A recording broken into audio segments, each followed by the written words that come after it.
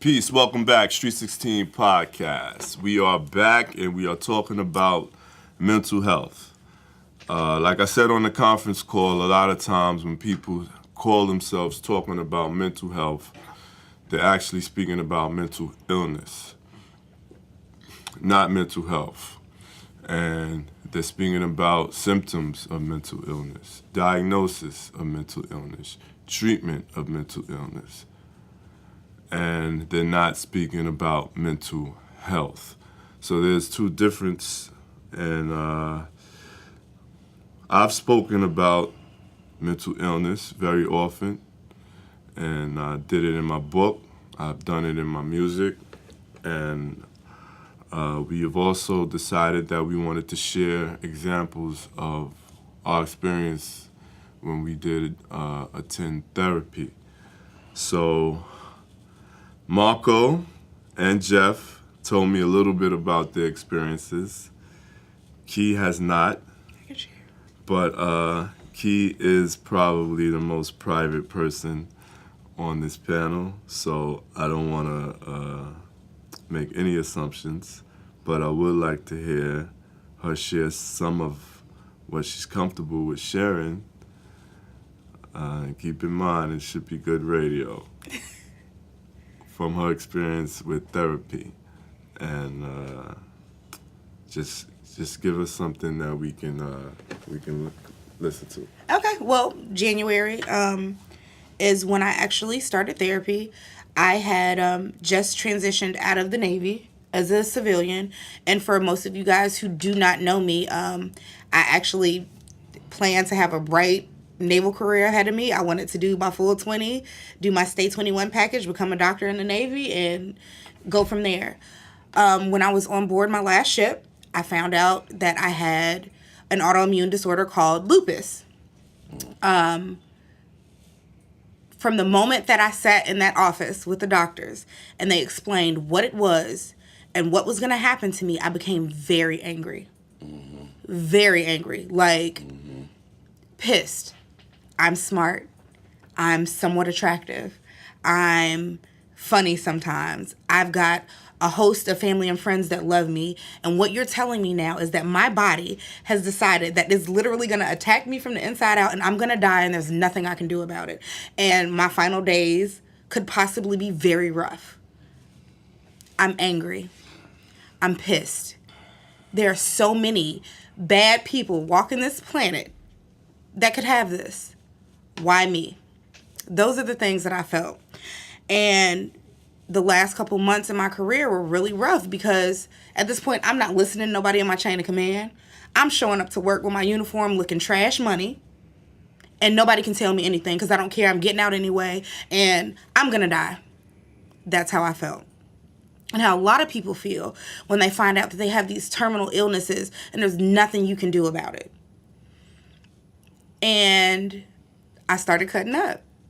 I was getting real drunk, not leaving the house, sitting in my room, not talking to nobody, not answering the phone, until a few of my friends showed up to my door and was like, enough is enough.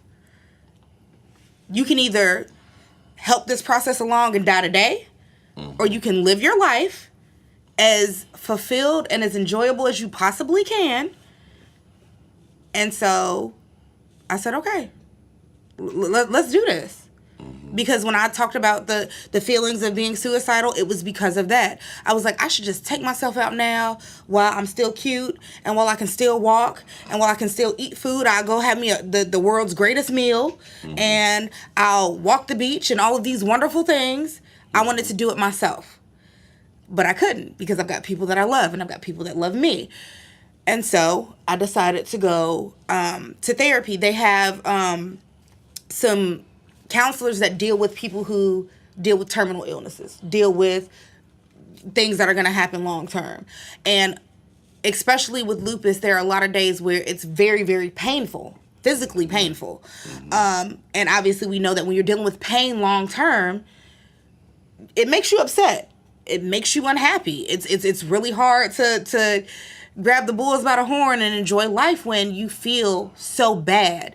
Generally, like sometimes I wake up in the morning after sleeping all night and I'm completely exhausted.